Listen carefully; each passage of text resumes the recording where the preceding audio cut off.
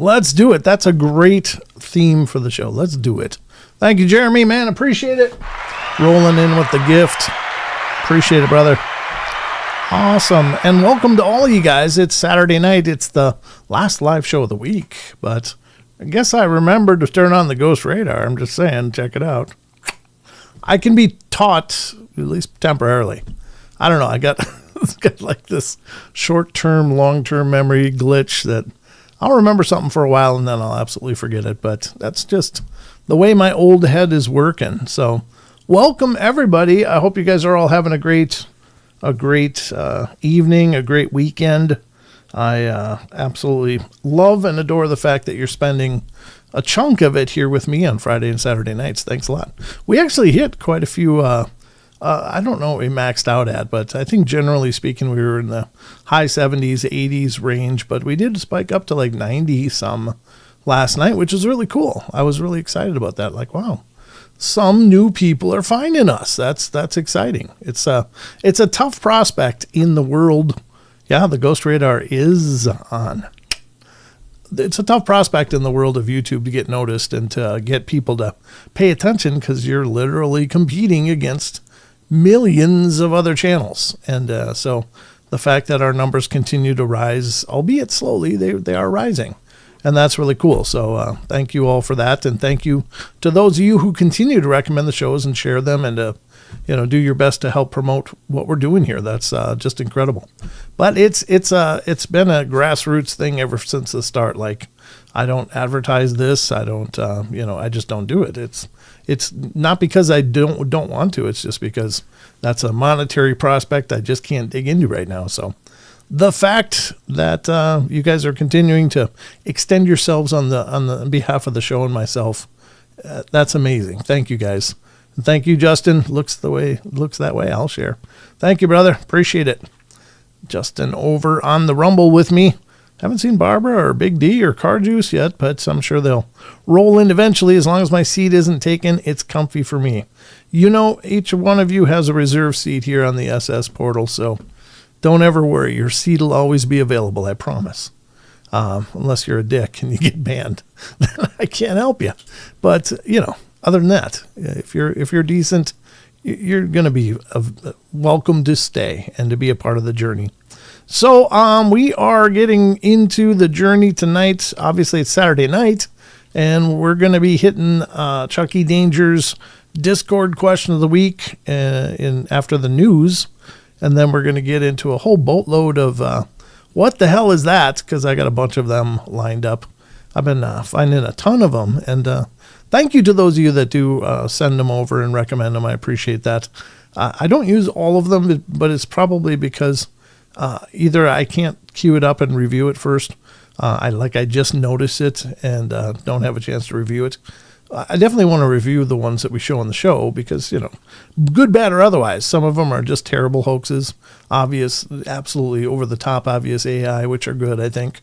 But some of them are a little trickier, and that's what makes it a cool segment. But then we'll get to some Cryptid Corner if we have some time. I don't know where we'll end up on the clock tonight, but we're going to be doing all of this as much as we can get to in the next 2 hours or next hour and 40 minutes, whatever it works out to. Here's the question of the week link. Still time to answer. You're absolutely right, Rachel. There's always still time to answer the question of the week. Just head over to discord.gg/paranormal portal. Everybody's welcome. It's absolutely free. It doesn't cost you a thing. It costs me something, but that's because we have a static link, and that costs monetarily a certain rating on the server, and so I have to do that every month. But yeah, that's fine. I'm really cool. Actually, that was first done by K-Love, a wonderful supporter of the show, who I don't know if she's gone lately, but she really championed the promotion of the server and did a great job, and so I'll be forever in her debt for that.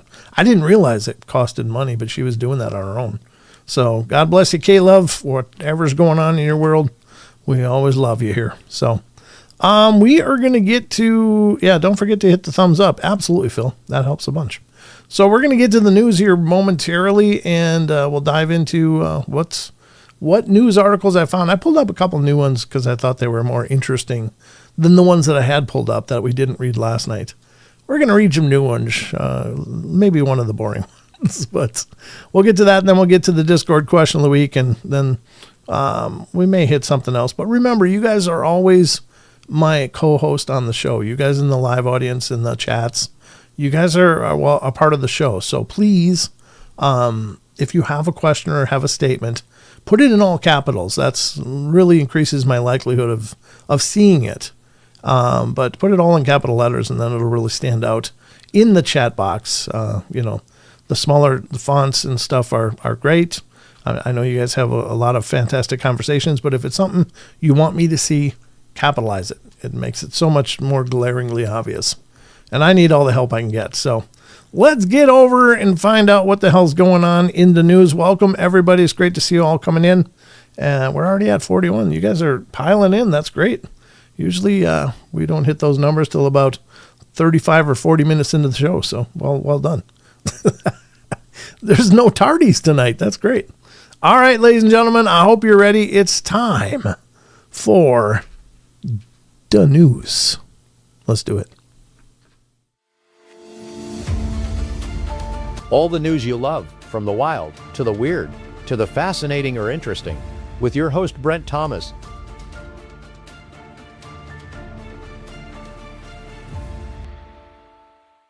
All right, there it is. We're into the news now. Oh, Jeremy's totally sliding him in. God bless you, sir. Appreciate it, brother. It's time for the news, and we're going to get into this. This is our platform of discussing weird news events, interesting news events.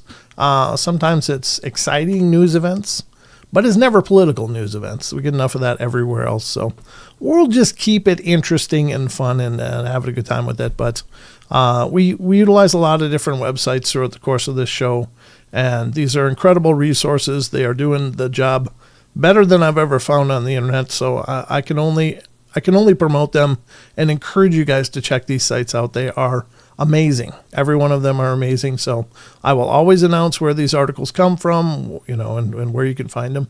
Obviously, by paying attention, you can find them. But if anybody wants to see a link to anything that I post and I don't post a link, by all means, please ask me and I'll be happy to do it. KitKat. Is that right? Am I saying that right? Welcome. That's a new name. I haven't seen you before. But welcome to the show. Hope you guys, I hope you enjoy it and have a good time. Thanks for coming in and checking it out. All I can tell you is the show is absolutely unscripted and unrehearsed. So you get it right from my noise hole. That's just how this show works. And there he is, the man himself, Mr. Chucky Danger, who is the champion and the hero of the question of the week, and also a podcaster in his own right. His podcast is called The Danger Zone, and you can check him out on Spotify. Let's get to the news, ladies and gentlemen. Oh, there's Barbara Mora. God bless you. Great to see you. Good to have you here over in Rumble. All right, let's get to the news. The first article up. Let me actually pull up the actual browser that has it. All right, here we go. This one kind of cracked me up because, I mean, if you're going to do a grand heist, this might be one to actually get you remembered. Like, you could steal cash or, possibly gold or jewels or whatever and probably make a name for yourself. Not in a good way, but, some people do look for that notoriety of doing things the wrong way. However, this one will probably make you a legend. Here we go. From unexplained-mysteries.com, ladies and gentlemen, the first news article of the night. Over 400,000 KitKat chocolate bars stolen in daring truck heist. They stole KitKat bars. Oh my God. I think if you're the law enforcement, you got to play the long game on this one and just look at diabetes clinics around and look for any new cases. This is just not the kind of thing that wouldn't, I guess, stand out. Thank you, Sharon. God bless you. Thank you. Yeah, somebody opted to steal some KitKat bars. They got a thing for KitKat. This might be a problem if this is how you support your sweet habit. But let's check out and find out what the hell just happened, because this is absolutely bizarre. Thieves have made off with an extremely large quantity of KitKat bars, and it's just before Easter. Ooh, I wonder if there'll be a shortage of KitKat for Easter. We've certainly heard of crooks targeting armored cars carrying gold bullion.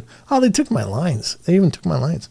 Although they wrote it first, I didn't pre-read this, so I didn't know that was coming. Or other values, but this is the first time we've heard of a truck full of chocolate bars being targeted. According to reports, a large lorry, this has got to be from the UK, filled with 413,793 KitKats, or 12 tons of them, recently left the production facility in Italy en route to Poland, where the bars would have been distributed across Europe. Would have.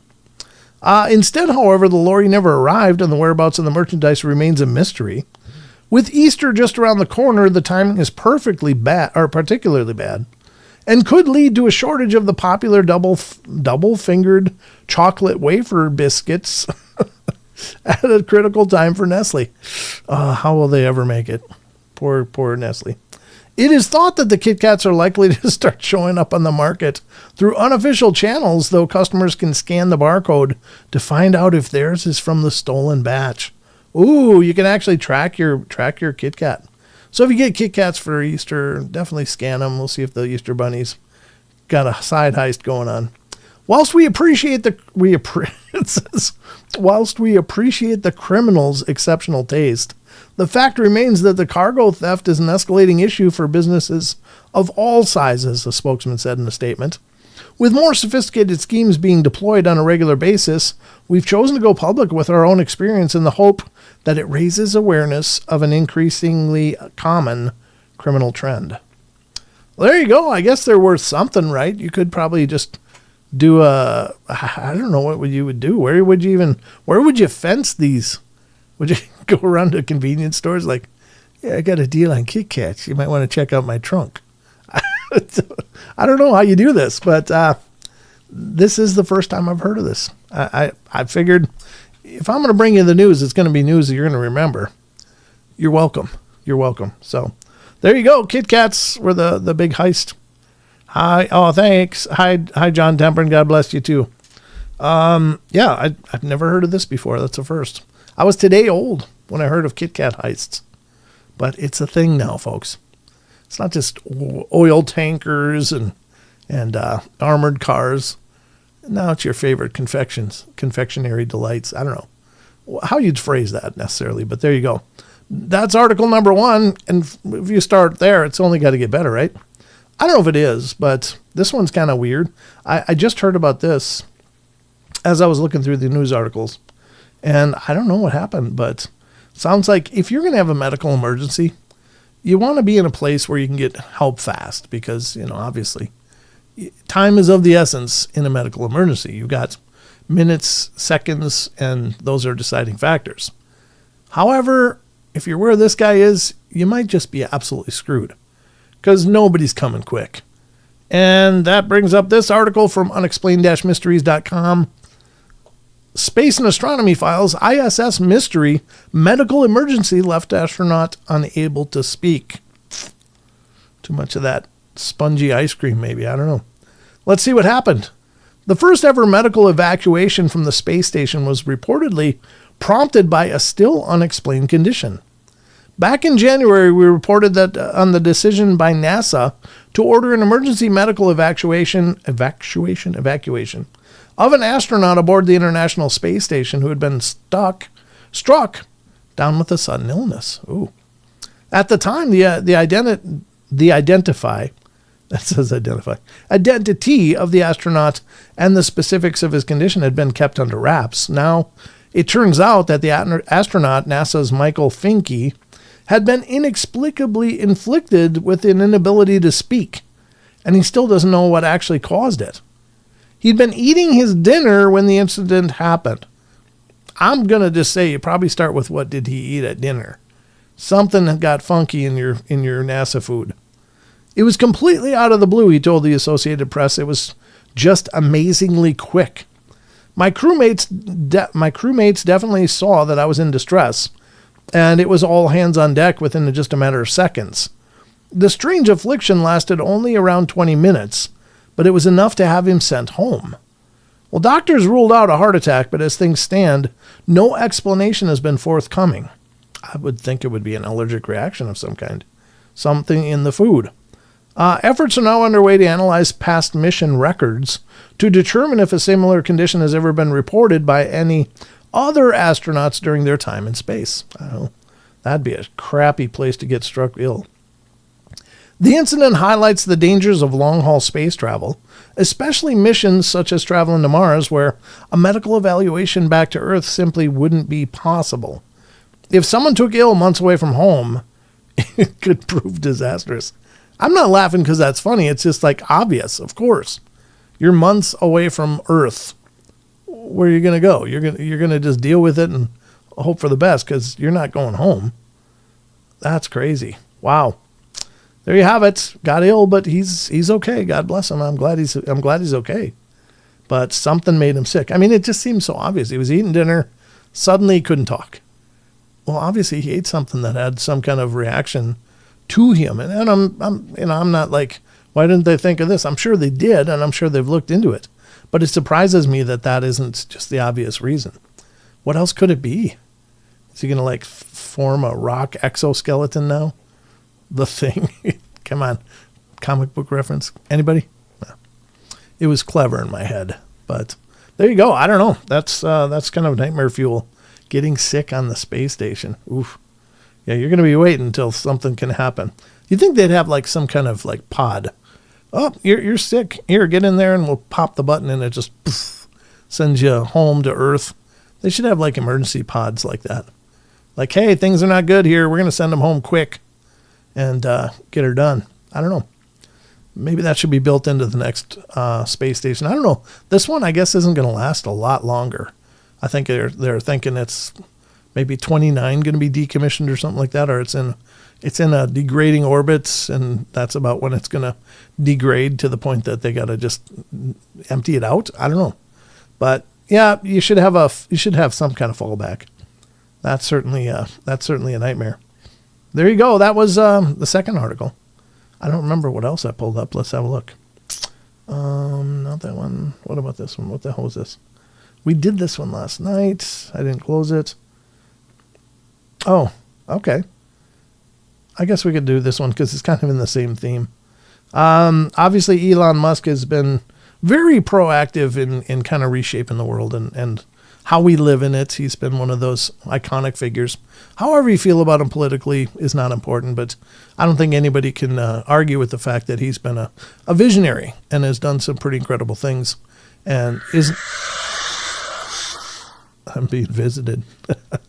And isn't afraid to put himself out there and put his checkbook out there to make pretty profound changes in the world, such as Tesla and many other things, SpaceX, of course. What is their internet called? I can't remember it now. Why does my mind do that? As I get older, it's like stupid words that should just be like blah, and they're not there. Like got like a note on the desk. Oh, we'll be back soon. For the word that's not in the memory center it's supposed to be in. But anyway, Space Link, or what is it? Space. 2 interlopers with Brent. What? What's interloping with me? Oh yeah, on the screen. I don't know why I'm so thick like that. I should have got that right away. I'm so disappointed in myself when I don't pick those things up right away. Damn it, Jim, I'm a doctor. Yeah, Josie, that's what they need bones up there.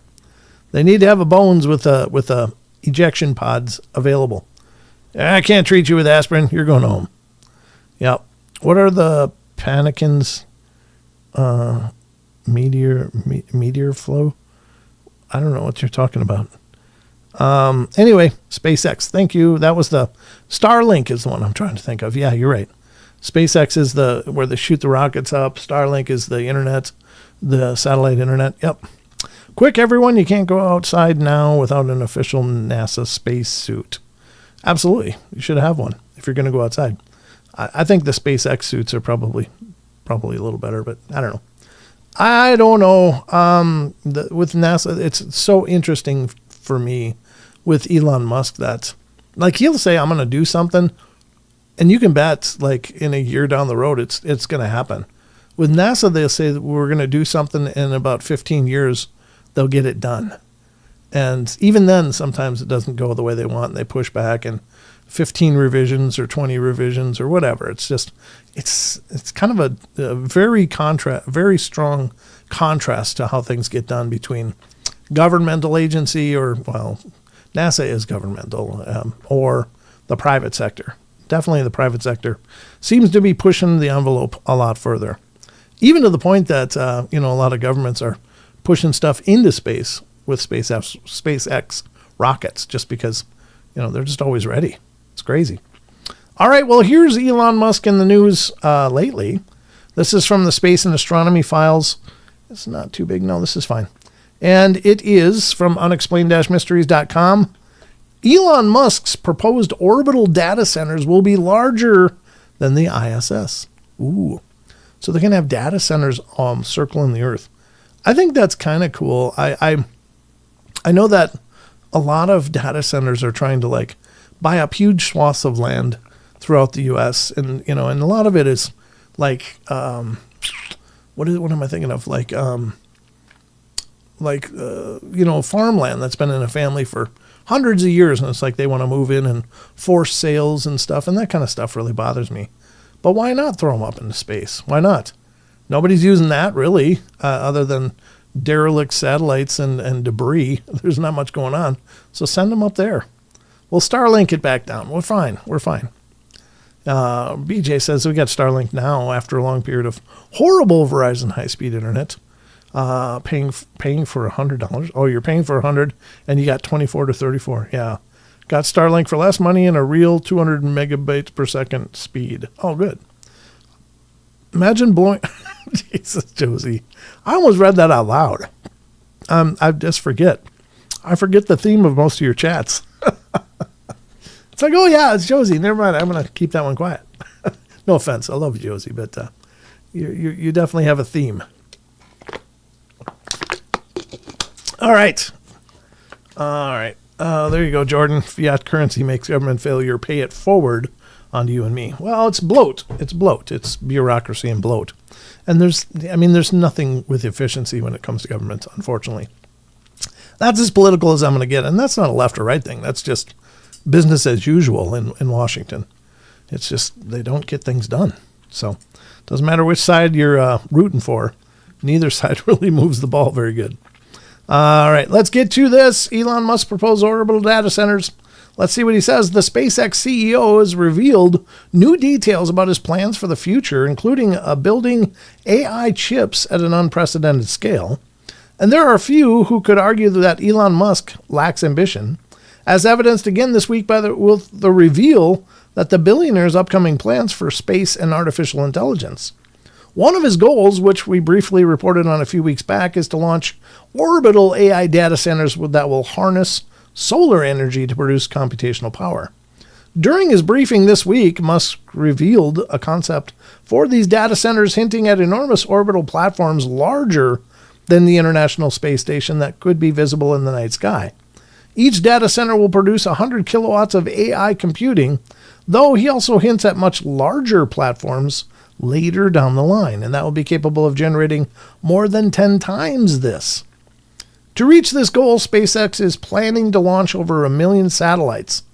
Wow, how are they going to fly anything through that? I mean, it's going to be like WALL-E, right? They launch the rocket and there's just crap bouncing off of it when they hit that orbital range. We're confident this is feasible, said Musk, like no new physics or impossible things are required to get there. That isn't all either, as Musk is also going to build an enormous terrestrial chip manufacturing facility that will create AI chips at a rate 15 times greater than that of the entire world's output. Ooh, guess you're going to have an Elon Musk graphics processor anytime. These chips would be used in humanoid robots, electric cars, and in orbital satellites. Before long, he argues, 10 billion robots per year will be needed to support all of this infrastructure. 10 billion. Billion, B. Artificial intelligence, it seems, will soon be expanding at an exponential rate. That's freaking crazy. There'd be more than there's people on the Earth. 10 billion robots? Yikes. Say hello to your overlords. I mean, you can only hope for the best, but wow. So they're calling it TerraFab. There is a release here solving the money problem. 299,000 subscribers. I don't know what this is going to be like, but it's probably going to have music. Important announcement to make, which is the most epic chip building exercise in history by far. This is really going to take things to the next level. So, yeah, a level probably people aren't even contemplating right now. This is not in the, I would call this sort of an out of context problem. It's not in their context. So we're going to adjust the context by a few orders of magnitude here. Well, there we go. It's 21 minutes long. I'm not going to show you that whole thing, but there you go. Elon's doing some press releases about it. I'll put the link to this in the chats if you guys want to read or learn more. You certainly can check out the link that I'm pasting in the chats for more information. Oops. Try that again. There we go. And I'll put it over in Rumble now. And there you go. All right. The links are in the available chats that I have. If you're not seeing that, head over to YouTube chat or to Twitch or Rumble. All three of those will have that chat update with the link. Otherwise, maybe it'll still be on the screen when we get out of here. But just go to unexplained-mysteries.com and it'll be probably right on the first page there. So not real hard to find. Hey, Car Juice, good to see you. Came in over there. Big D popped in as well on Rumble. Good to have you both here with Barbara and Justin. The gang's almost all here. Just got Dog Digger still out there somewhere. But I don't trust that guy or alien or whatever he is. I don't think he's an alien. I think he's just one of those incredibly intelligent guys, probably on the spectrum somewhere, but just like, boom, he's just brilliant. He really is an incredibly motivated and smart guy. And he's not afraid to just do things just for the sake of doing them. Anyone see the intro of Xenomorph? No, I've not seen that. I have not. All right, so there you go. That's Elon Musk in the news. Some of his new developments, as it were. So I think that about wraps it up. I guess we should stop with this one. Let's do this one. This one, I don't think it's too long. No, this is fine. When you're at your home, your home is your castle. It's your safe space. It's where you go to keep the world at bay. It's your sacred space. But sometimes even stuff goes down in your home. This article is definitely pointing to that. Unexplained-mysteries.com. Meteorite smashes through the roof of house in Houston, Texas. Yikes. Something fell from the sky over the city's Spring area on Saturday night, prompting a response from NASA. The bizarre incident began when local residents reported hearing strange thunder-like noises coming from above, despite the weather being calm and the skies clear. A short time later, Spring area's Sherry James reported that something hit her house. When her grandson went to look, he discovered a hole in the ceiling and a small rock on the floor. Believing it to be a meteorite, she decided to call the local fire department. While the crew initially believed that something must have fallen from a passing plane, which also isn't good when stuff falls off of planes, it soon became apparent that something else must have taken place due to the number of calls from other residents concerning strange thunder-like sounds in the area. The incident even gained the attention of NASA, which confirmed that the phenomena had been caused by a meteor. Current data indicates that the meteor became visible at 49 miles above Stagecoach, northwest of Houston, the space agency wrote on X. It's moved southeast at 35,000 miles an hour, breaking apart 29 miles over Bammel, just west of Cypress Station. The fragments of the meteor, which weighed about a ton with a diameter of 3 feet, created a pressure wave that caused booms heard by some in the area. Doppler weather radar also showed meteorites produced between Willowbrook and Northgate Crossing. Fortunately, nobody was hurt in the falling fragments. Yeah, no kidding. Let's have a look. This is coming from CBS Texas 11, it looks like. This is their YouTube channel with over 500,000 subscribers. Nice job, guys. All right, let's take a look.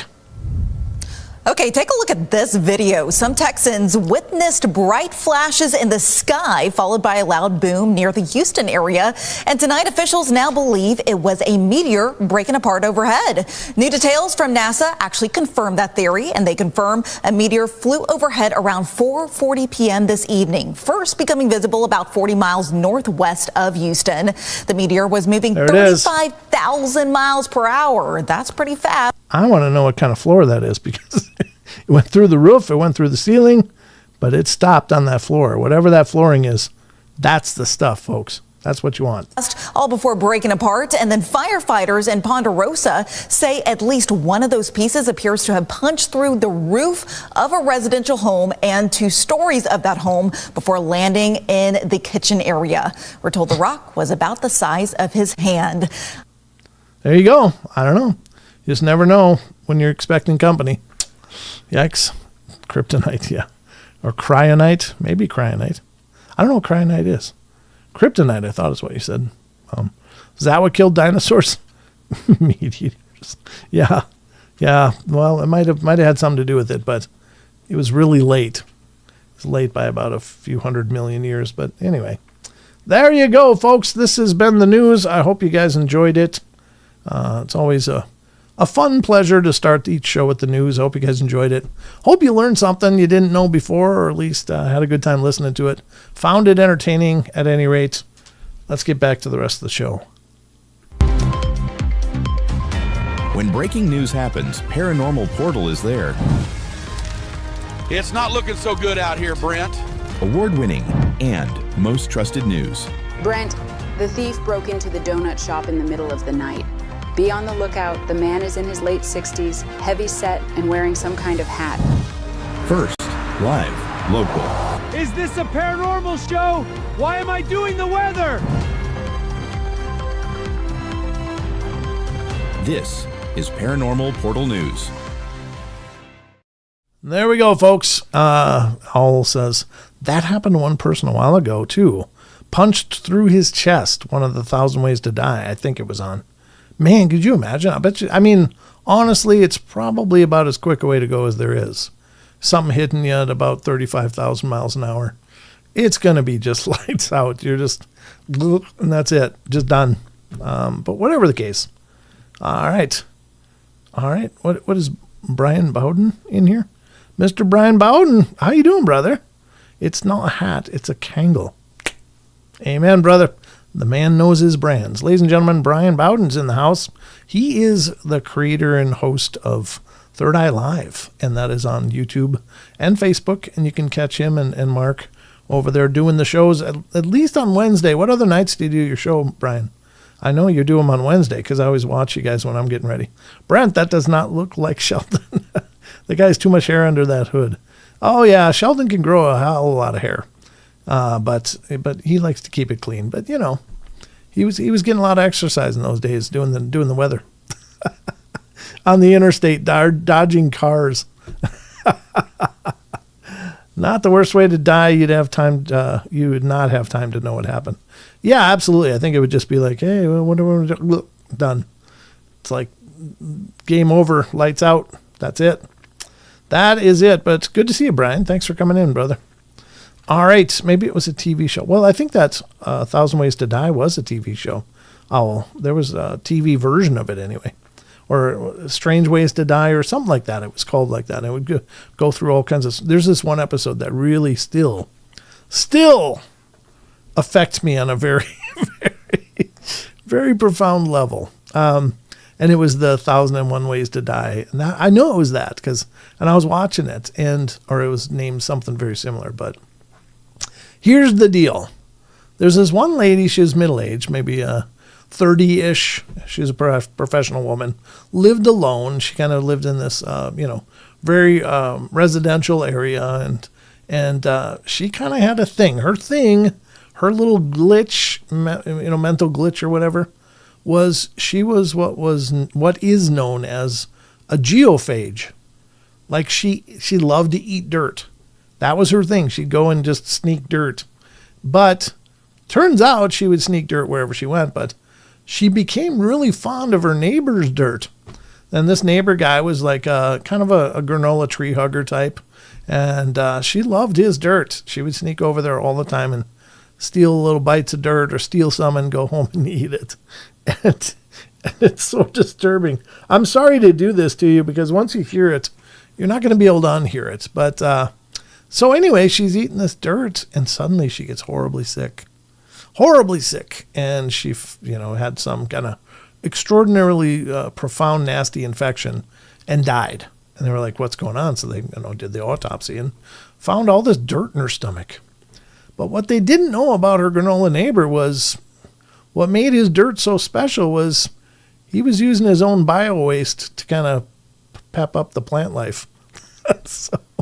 so she was eating his poo, essentially, and got a nasty infection, which you can imagine would probably happen eventually, and it did. And that was how she died. So, yeah. Yeah, what a dirty girl. Absolutely. It's just like, she gave me the puking emoji. Yeah, that is absolutely. But it's one of those I can't unhear. And I can't unremember that. And now you can't either. So we're together. It turned out to be kind of a bonding experience. Yeah, it's called geophage. I just don't know what point, what's going on with your diet that suddenly dirt becomes like an option. Like, I could really use a nice clean bowl of dirt. I mean, when do you get there? What's going on? That's got to be something dietary. Like you're missing some real minerals in your diet, and your body's like, give me dirt. Jeez, I need something. So I don't know, but yes, sure. Sneaking your neighbor's dirt. Good excuse. Yeah. I'm here to tell you. Yeah, now we're in it. Now we're in it together. Mineral deficiency. Yeah. I think it is a mineral deficiency is what they found, but man, she could have just got a supplement and been okay. But she had a hankering for some man dirt, apparently. I don't know how else to say that. I know that sounds absolutely horrible, but what do you do with that? If you don't laugh, it's just far too disturbing to, God rest her soul. I hope, hope it all worked out. But yeah, there's also a woman who would eat toilet paper, which is fine if it's not already been used. Yeah, 420. I didn't make it up. I just wanted to share it with you so I wouldn't be all alone. But if it's used toilet paper, then there's a bigger issue going on there. God. Ugh. It just gives me chills. Just horrible chills. I don't like it. I wish I could unlearn that. I really wish I could, but I can't. So now you can't either. All right. We've got a lot to get to, and I don't think it's even open yet. Let me make sure it's open here. Come on. Open. Oh, come on. There it goes. Okay. Now it's open. We're going to get this next phase of the program underway. Looks like some of you have been answering the question of the week. That's good. Appreciate all the participation because that's where we're getting to now, folks. We're going to get to the Discord question of the week. And this is championed once again by our very own Mr. Chucky Danger.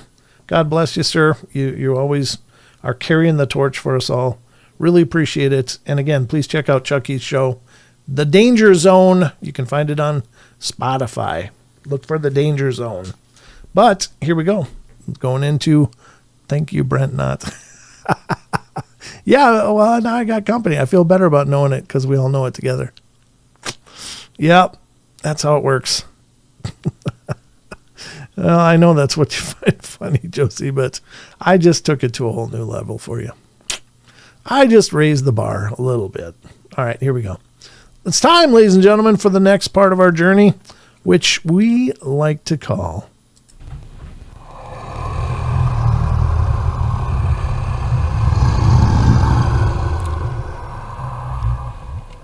the Discord question of the week, of course. And this is our Discord community. If you didn't know, the Paranormal Portal is live on Discord all the time.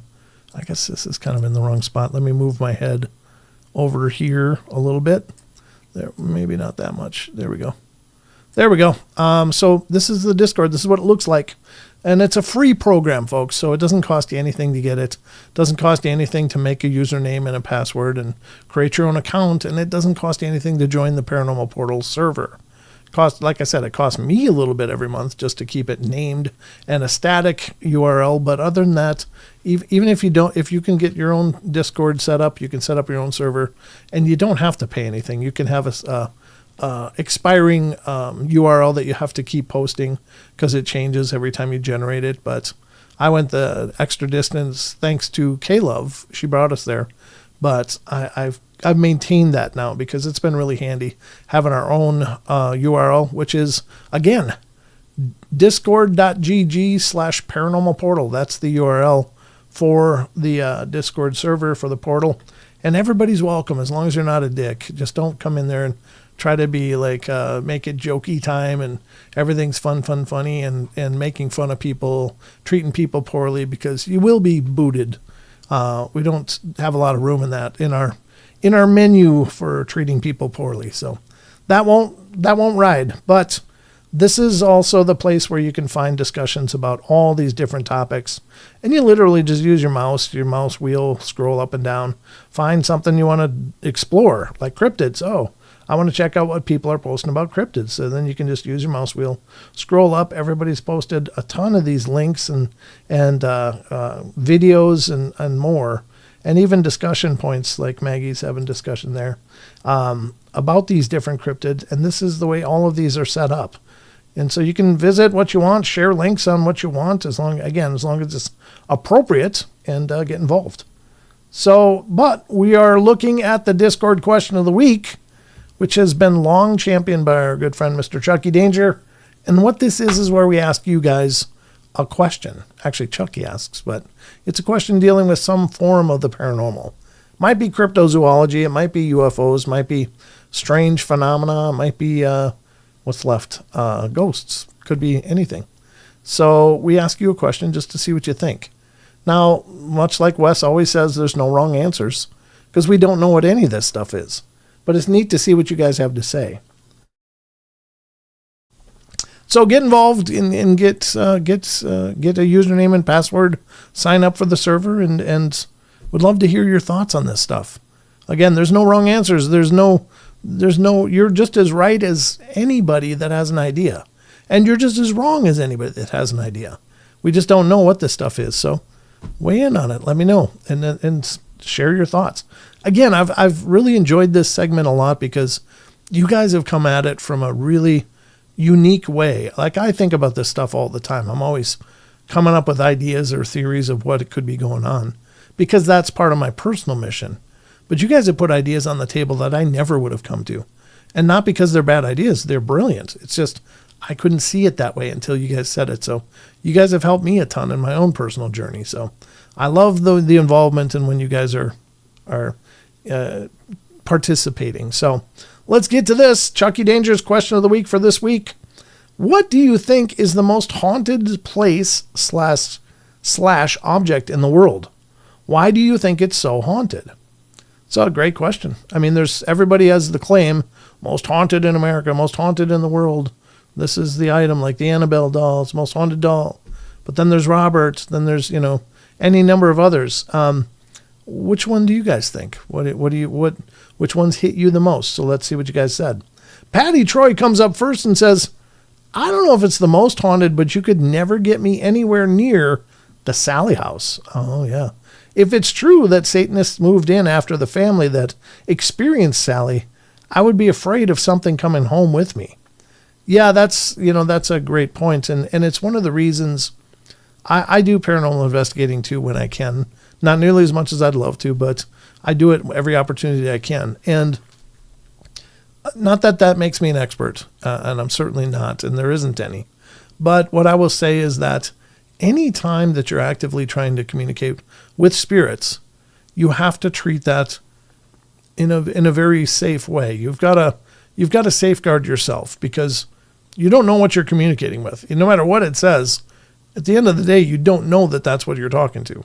So it could be little Lucy who managed to get stuck looking for her mommy, or it could be little Satan trying to act like little Lucy just to get you to lighten up your guard and open up to it. So you don't know what you're dealing with, but you always safeguard yourself. You always use protection, spiritually, religious protection, whether it's prayers if you're a Christian, if you're a Muslim, use those prayers and invocations or evocations. Any number of things, whatever resonates with you spiritually. That's the start. Ask for protection. When you're done, you've got to also use that protection to make sure nothing is bound to you, nothing is attached. And you got to have practices that you feel are powerful cleansing practices to keep these energies where they belong, not in your home, not following you home. But great points. All right, Eric the Wandering Purple Hobbit comes in. City of Albuquerque, many haunted places there. Encountered more ghosts there than anywhere else in the world. Oh yeah, that doesn't surprise me. Arizona, Albuquerque, pretty much anywhere is a haunted place, honestly, but there does seem to be quite a few hot spots down in the Southwest for sure. Eric the Wandering Purple Hobbit comes next. To continue my interrupted thought, where was your, it was interrupted. Got it. This was both you. Gotcha. To continue with my interrupted thought, its surrounding area is also very haunted. An old ghost town named Carnuel, the town of Madrid, where the movie Wild Hogs with John Travolta and Tim Allen was filmed, and old turquoise mining town, all haunted. Albuquerque features a hotel, once mental hospital, where people I know encountered a lady at a desk when singing in that. Later, they were told, or when singing, they were told that no such person worked there. Tall shadow people that are at all times violent. In Old Town, a jealous female attacks only happy couples walking down the streets. So many more. A cave where a hobo lured women and unalived them. Oh, it's horrible. I myself encountered many spirits and strange things in Albuquerque. Yikes. Yeah, sounds like it's a hotbed for a lot of different activity. ZX81V2, the Isle of Wight in the UK, is supposed to be highly haunted and includes some a link to check it out. But yeah, the Isle of Wight's been regarded as a very energetic place forever. Excuse me. So Neil S. comes in next and says, as Henry Wadsworth Longfellow said, all houses wherein men have lived and died are haunted houses. Oh, profound.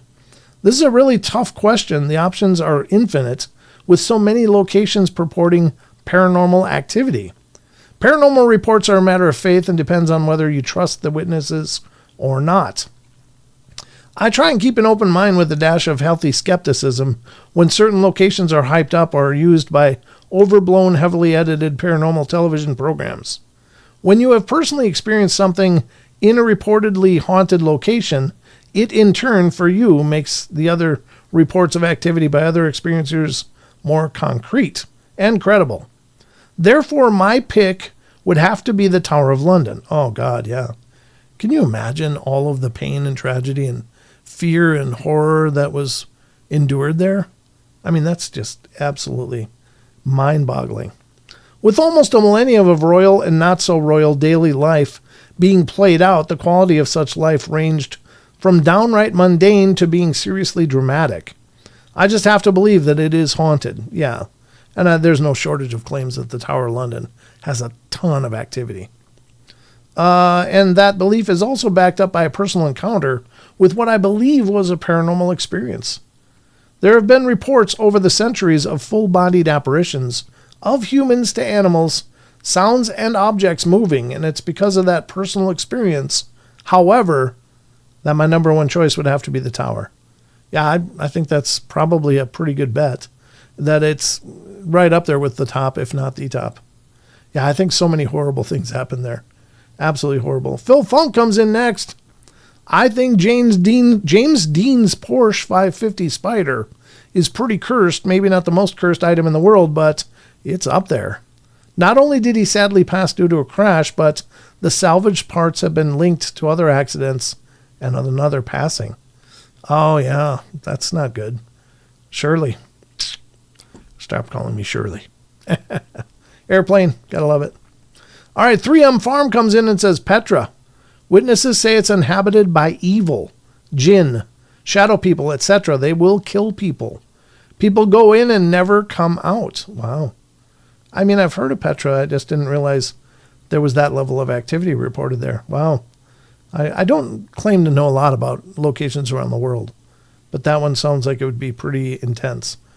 You better definitely know what you're doing before you go there, though. Rachel 101 comes in and says, as far as reading and seeing videos about ghosts, the most haunted location to me is Gettysburg. I think it's the most haunted because at that time in history, humanity had developed the weapons technology ability to maim or kill at a greater level than we had developed medical care technology. So the pain and suffering of the war was at such an extreme level that the land was deeply imprinted with these emotions of both of those killed or lying wounded in agony. Imprints of survivors and slow deaths, and those killed instantly. How could it not leave powerful resonance in the earth? Yeah, it's a great point. Certainly. Battlefields have got to be up there too, for sure. It's just some of the most ugly examples of, of life. Karen Alberding comes in next and says, my thought, as I really have no idea, would be the island in Italy that's seen a couple of shows, and Tower of London, I think it's Poveglia Island in Italy, where the plague victims were kind of just sent to die. It's also for sure haunted, which is the most, I have no idea. Yeah, I think so. Yeah, I think it's Poveglia Island in Italy. Certainly Ghost Adventures went there, and they captured some pretty cool stuff if what they captured is legit. I mean, only they know for sure, but I was watching that one back in the day when it came out, and I was like, yeah, don't, note to self, don't go there. But that was, I think, one of the first times that Zach started getting possessed a lot. Apparently he's still getting possessed a lot. I don't know. I haven't watched for quite a long time, but there you go. Cal comes in and says, New Orleans. That's a good take. Actually, New Orleans has got a lot of hoodoo, voodoo, magic, dark practices, occult, and more. So as far as a lot of things happening, dealing with esoteric stuff, yeah, New Orleans has got to be right up there. I like New Orleans a lot. I hung out in the French Quarter back when I was there. God, when was I there? I think I was there in it was pre-2000 when I was there. But it was really cool. I liked Jackson Square and Bourbon Street and all those places. The history was incredible, and the energy is really incredible. The above ground cemeteries are creepy, but I don't know, also kind of cool. I don't know. I like the energy in New Orleans personally. I haven't been there. I mean, before when I was there, it was long before Katrina and all of the flooding and stuff, and I certainly heard a ton of things come out of there during and in the wake of the hurricane that wiped out the seawall and it all flooded, and the nightmares that came out of there. So yeah, I'm sure New Orleans has plenty of things going on. Thanks for your thoughts on that, Kel. BJ Lapierre comes in and said the Island of the Dolls in Mexico. Oh yeah, the island's decorated with dolls that are said to be possessed, and it creates an eerie atmosphere. Dolls are creepy to begin with, but a whole island full of these creepy haunted things, nope, not for me. Yeah, that is a creepy place. I don't know. You got these like parts and fragments of dolls hanging everywhere. And if dolls are truly sought after by earthbound spirits as a place to, take up residence, that's a hot spot. Yeah. Very cool. All right. So those are the responses we got today. Those are the ones that you guys weighed in on. Thank you so much for those of you who took the time to answer. Thanks a lot.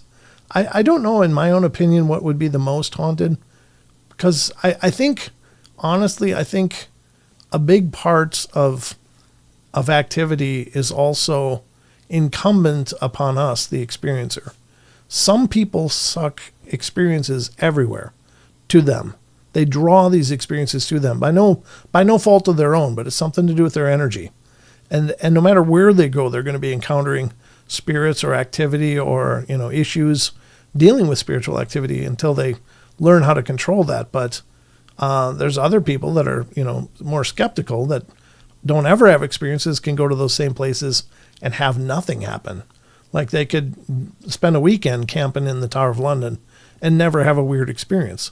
So there is a lot to be said for the experiencer being a big part of this formula. But if you took let's say a handful of experiencers that have that high energy draw for these things to come to them, then they're probably all going to swear wherever they are is the most haunted. Yep. Very cool. Yep, the Island of the Dolls would certainly be very creepy. Very creepy. But anyway, thank you all for the participation. Thank you for weighing in and sharing your thoughts. Again, I love this segment because it's an opportunity for you guys to get the microphone, so to speak, and to speak your mind on these things. And special thanks again to Chucky. Yeah, Idaho does have a lot. And Montana. I mean, I just don't think there's any one place. I think it has to do with the people that draw the activity. And I've certainly experienced a lot of haunting things through my adult life. And so I assume that they must be drawn to me for some reason. I don't know why, but it doesn't really scare me though either. Well, at least the experiences I've had haven't been terrifying. I'm not saying I couldn't be scared. I'm sure absolutely I could be, but I'm not putting that out there. I kind of like what Hans Holzer said. He said, I quoted it in one of my videos that I did for the video for the Davenport Hotel. But he said, I've never been scared ghost hunting, for a ghost is only a fellow human being who's in a state of great need or something like that. And I like that. And I don't think that that's exclusively true, but I do respect Hans Holzer, and he went to some of the worst places and dealt with a lot of the worst stuff, and he managed to do just fine. So again, great thoughts. Thank you all. I appreciate you guys doing it. Once you see the woo, it sees you. Ooh, I like that. That should be a t-shirt, T-Bone. I like that. Once you see the woo sees you. I think the woo sees you would be good. Yeah, that's cool. I'm telling you, you guys are some of the greatest ideas. So very cool. Yeah, very, very cool. That's going to kind of wrap up this section, but thank you, Chucky. And Chucky posts these every week. They'll be about different topics. I'd love to see you guys weigh in. The more of you that weigh in, the more thoughts we have to discuss, which is awesome. But yeah, good question. Great question. I don't think I ever would have thought of that one. That's why I love that Chucky's doing it. I started that segment and I would be like scratching my head for 20 minutes. What should I ask this week? What should I ask this week? Chucky just comes in and just like, oh, how about this? Because the guy has a million questions himself. So he's just very inquisitive. But anyway, there we go. That's been the question of the week.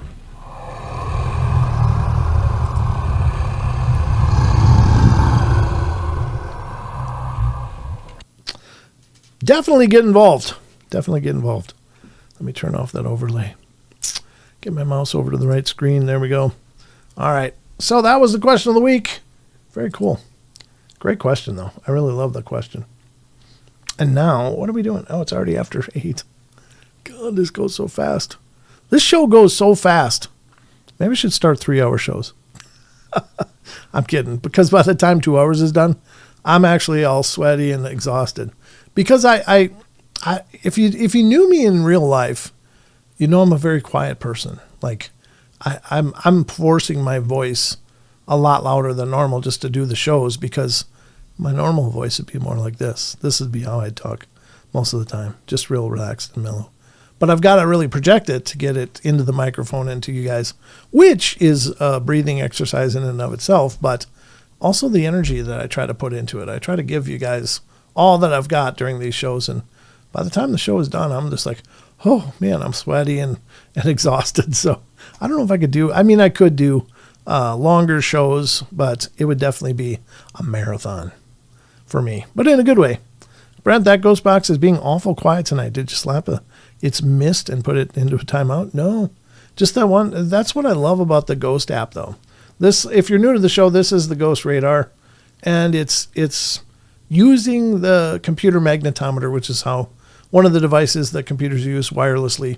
Your phone has it, your tablet has it, any wireless device has a magnetometer, and that's how it communicates. But those magnetometers can also measure electromagnetic variations around you.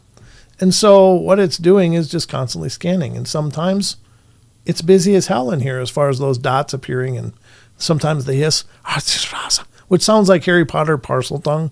It's really hissy, and it used to shock the hell out of me. But it also has a word database on it. But I like that it's not always going off, because if it's always going off, it just doesn't seem legit then. It's like, really? Could there just be all the time something going on? That doesn't seem likely. But I like that it can be weeks and it'll be dead quiet, nothing going on.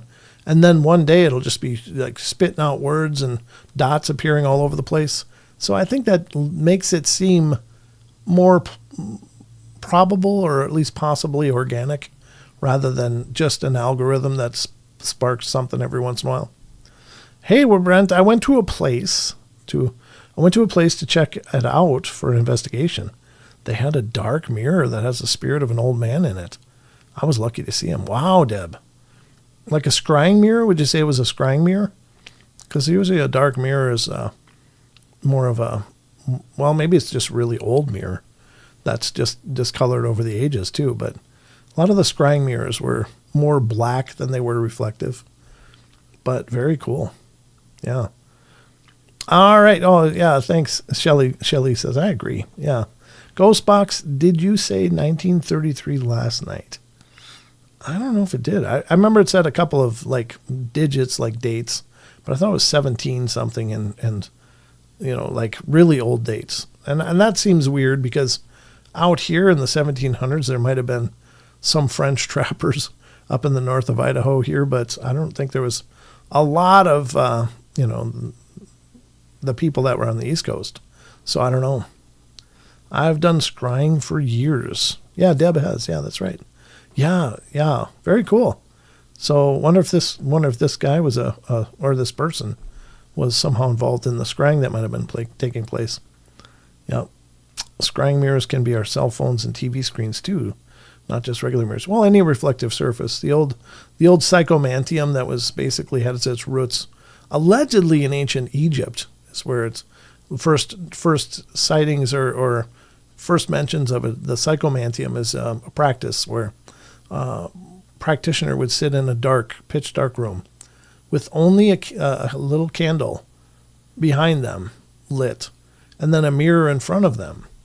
And surprisingly, though, even until today, people that try the psychomantium and do a full session do report that they have conversations with like deceased loved ones and stuff. So they say. Now, is that really who they talk to? Well, I don't know. I guess only God knows that, right? But people believe they're talking to their deceased loved ones and getting guidance and stuff. But that's called the psychomantium, which is basically what became what we know as scrying. But there's other examples of scrying that have to do with water in cauldrons or bowls. Another one would use like a flammable liquid where they would scry the fire that was within a cauldron. There's many different types of scrying, but the mirror scrying is pretty old, pretty old. I don't know how old the other types are, but they would definitely have their roots back in Norse and Celtic legends, and probably into Asia. But anyway, very cool stuff. I'm not advocating people try it. I don't think, I'll ever advocate that people try to communicate with spirits, because I think that when you do it, you have to accept the fact that you should know what you're doing. Because once you enter into communication with something, you are creating, an agreement of sorts. And that's why I'm really always advocating be prepared, be protected, etc. whenever you're involving in contact like that. You should see my crystal ball collection. Oh, yeah, Josie. Yeah, I think crystal balls, if I'm not mistaken, have more of a Slavic root, but I might be wrong. But maybe not. Hey, Brent, got you on here. Been listening from the get-go, but also listening to an 80s new wave DJ I know from Nashville. Club where I used to go when stationed at Fort Campbell, Kentucky. Such memories. Well, good. I'm glad you put it to music. You get like a 2-hour music video of the portal. Could someone explain what scrying is? So scrying is kind of like a different method. It's almost like utilizing some physical medium to try to to connect visually telepathically, whatever, with the spirit world. And so it's kind of an occult practice in a lot of senses, but there's a lot of spiritual pursuits around the world that have utilized different forms of scrying to communicate with the dead. So yeah, in a nutshell, that's what it is. But I guess for a more robust explanation, you could probably Google it and get a better explanation than that. Unknown. That's what it is. One I have weighs 7 pounds. Wow, that's really cool. I got a few crystal balls back here. That one I think is gypsum. I'm not sure though. This one is just a lead crystal ball, and that's the moon, but I don't have it lit up because I don't have batteries for it right now. It eats batteries. So, yeah, scrying mirror is where you sit in a darkened room and look into a mirror with just a candle burning low, or a 5-watt bulb. Some people use the 5-watt bulbs, but the idea is just sitting quietly and staring into a darkened mirror. And apparently people swear that they have had conversations with loved ones or spiritual entities or whatever. I guess it's pretty profound. I've never tried it personally. But I think mirrors have always been regarded in many esoteric observations as sacred items.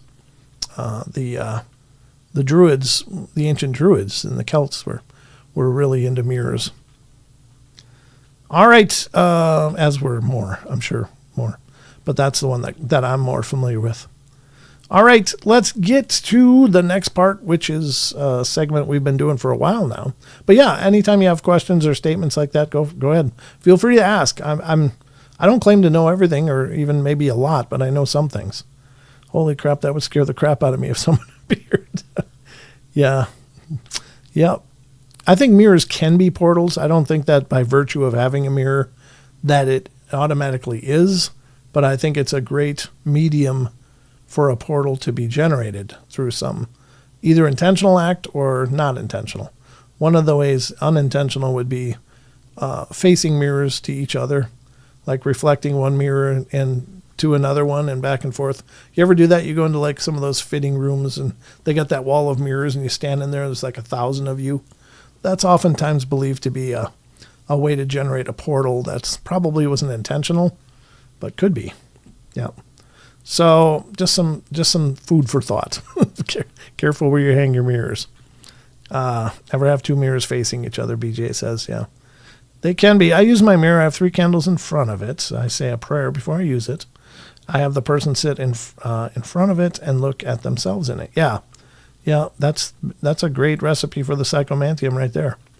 Yeah, very cool. Mirror on the wall. Or is it magic mirror on the wall? Listen to the latest podcast that I published, has to do with Mandela effect. Used to be mirror on the wall. Now it's magic mirror on the wall. Something's up with that Mandela stuff. When someone dies, we cover mirrors. Yeah, that's a very common observation in Slavic cultures as well. Covering the mirrors for several days so your loved one doesn't get trapped in the mirror universe and will find their way home. Yeah, very, very, very. I think it's kind of a cool observation. And if it really does help like that, excellent.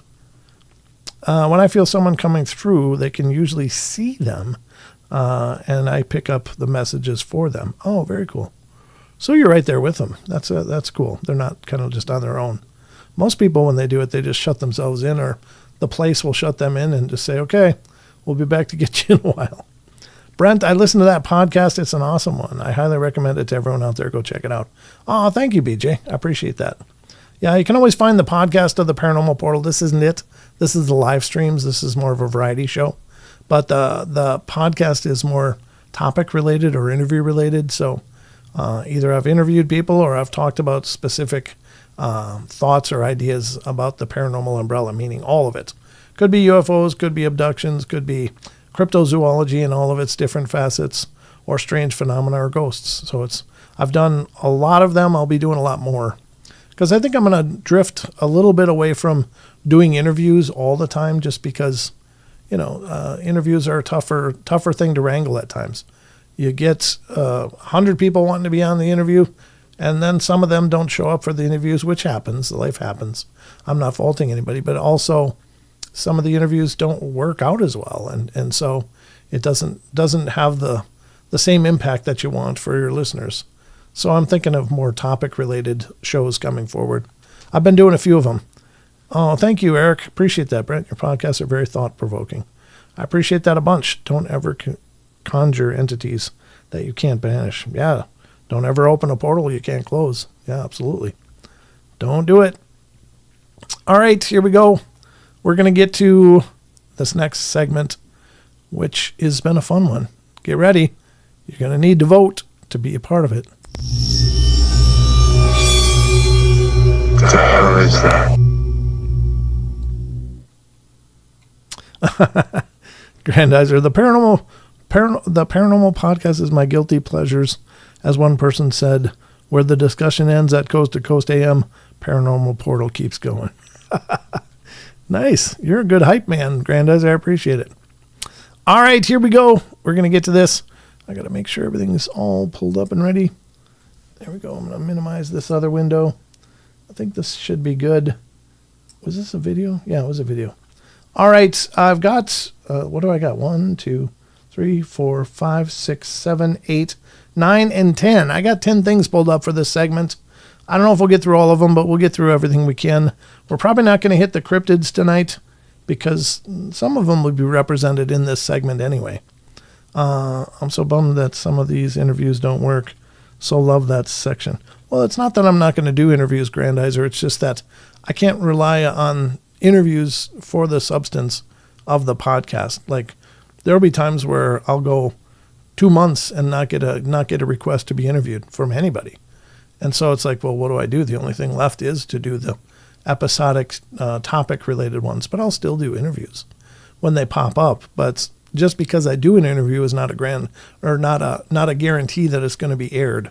If it doesn't come off as well, if I'm having an off day as an interviewer or there's technical issues where it's too profoundly bad quality, I can't release those. And sometimes it's just because, the people that are being interviewed are very nervous and having a tough time, verbalizing their story. And that happens. And none of those are critiques, but they are just parts of having a show. Like I have a responsibility to my listeners to put out the best that I can. And if I can't, then it's going to hurt my numbers. It's going to hurt the show. And, so if I just put out everything, it's going to hurt me in the long run. So I got to be discriminating in that regard. Quit listening to George Norrie. Oh, did you? Okay, Phil, you're going to vote, or do you have to vote for both of us? Everybody should vote, Eric. Not just Phil. Everybody. All right, so let's get to it. I'm with Phil. Let's get to it. Here's the collection of videos. The first one I got tonight is from a guy by the name of Dennis Koshal, Koshal from Facebook. A quiet evening at a lodge. Guest relaxing with a cold beer, scrolling through his phone, and then suddenly, and I'm not going to read the rest of it because you got to see this. Now, is it real? If it's real, this is an oh my God moment, and this guy might have the best luck ever and should go buy a lottery ticket. This one is not really paranormal, but it was one of those I saw and went, oh my God, if that's real, oh my God. So buckle up, folks. I'm hyping it up, but it's one of those videos that it truly is an oh my God video. I'm trying to make it a little bit bigger here. There we go. Here we go. The first one. This is apparently from CCTV from 2024, October 26th at actually 11:45 at night in Africa. This is at a resort in Africa, allegedly. So here it is. Let's take a look.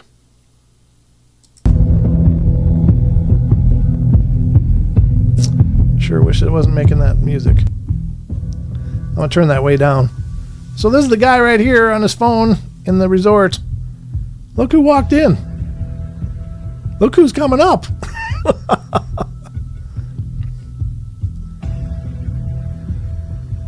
Look at that. I mean, that's an easy burrito for that lion.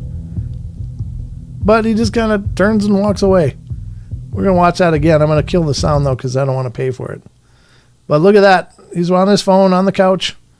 Look at the size of that thing. What could this guy do? Nothing. Absolutely nothing. You can just decide how gracefully you die. That's the only thing you got. Because this thing is all power, teeth, and claws. But it just kind of turns and walks away. It's Simba. Mufasa, yeah, absolutely Huggle. I'm just telling you, that is just an incredible moment.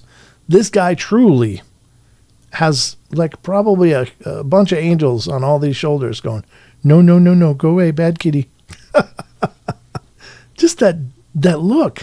It could just grab his head and drag him away, and it would be all done.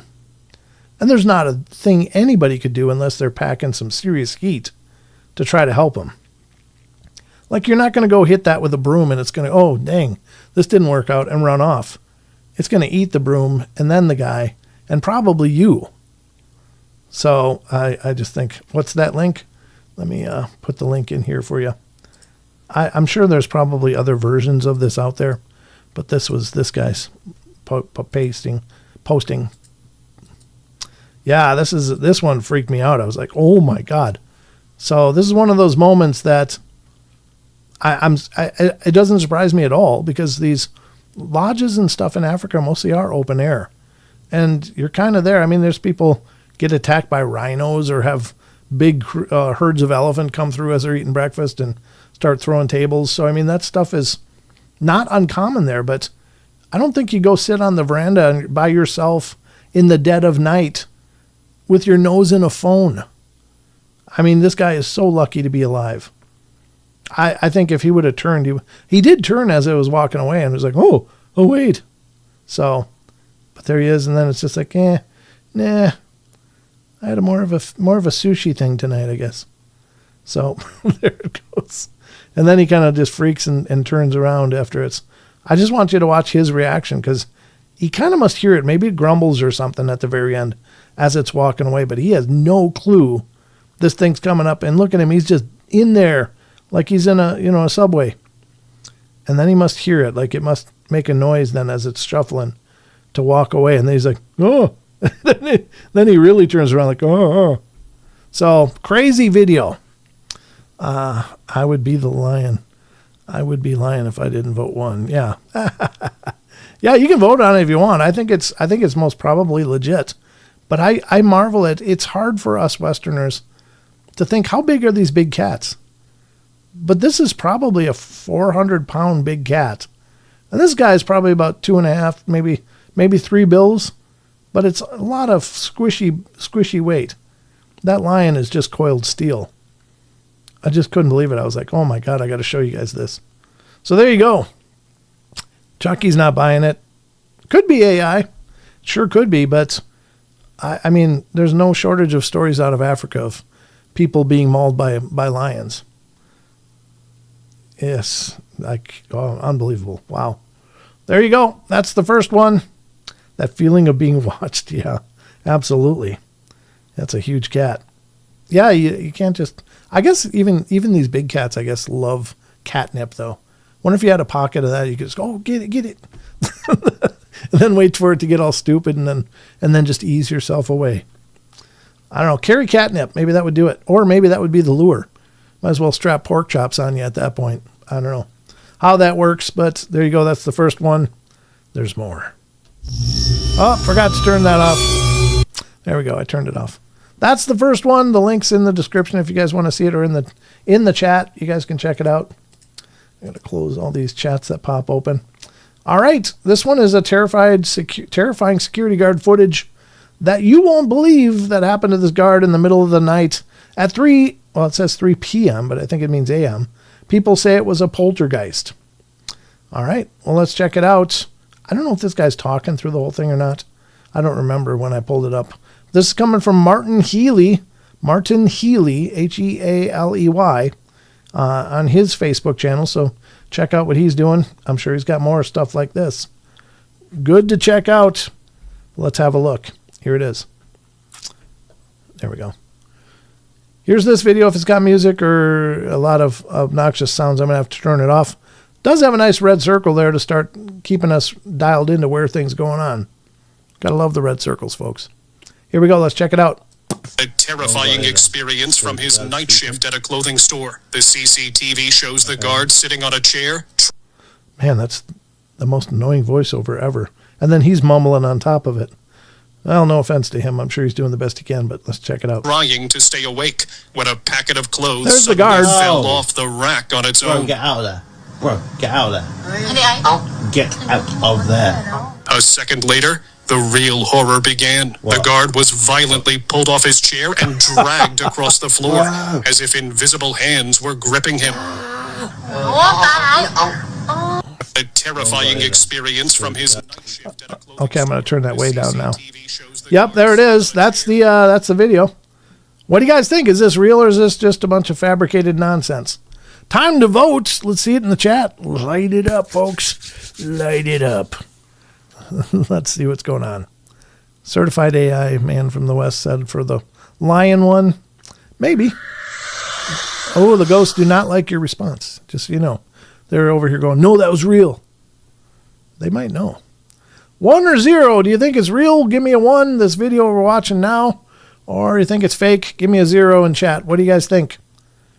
All right, so we got a few votes. Karen Alberting's giving it a 0. T-Bone's all in. Wizard Moon's halfway there, as is Jose.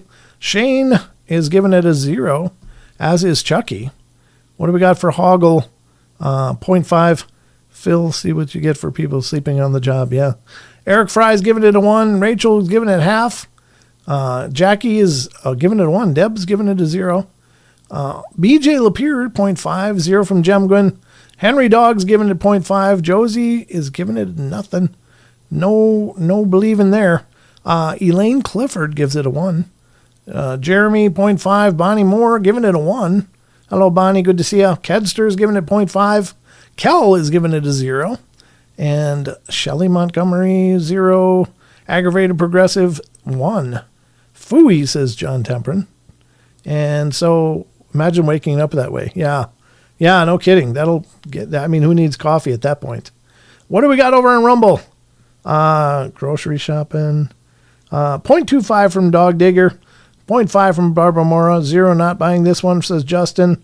Something about it. Yeah, it's hard to believe he'd just stay sitting there with that thing. Unless he was already asleep and that thing hit the floor and he didn't quite wake up. But then it was like, oh, you didn't wake up for that. Well, sleep through this, you bastard. And it grabs his leg and starts dragging him. So it could be someone really trying to irritate him and obviously not even waking him up.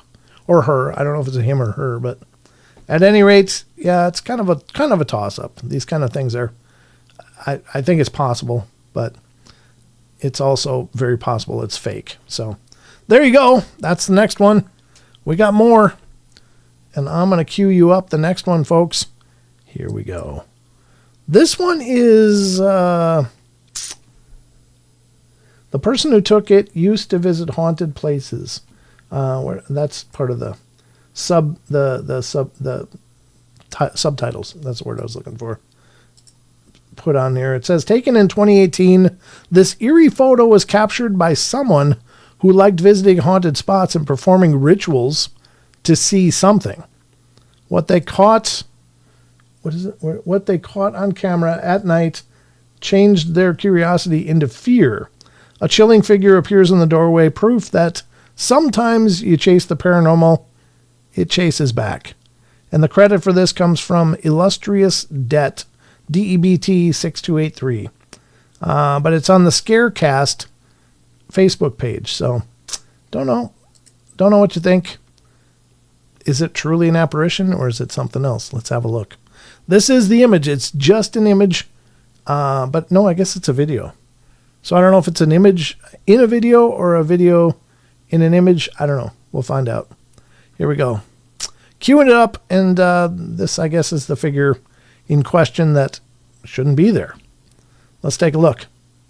Captured back in 2018, the person who took it used to visit haunted places and do rituals just to see something. But after this photo, they learned the true concept of the more you fuck around, the more you find out.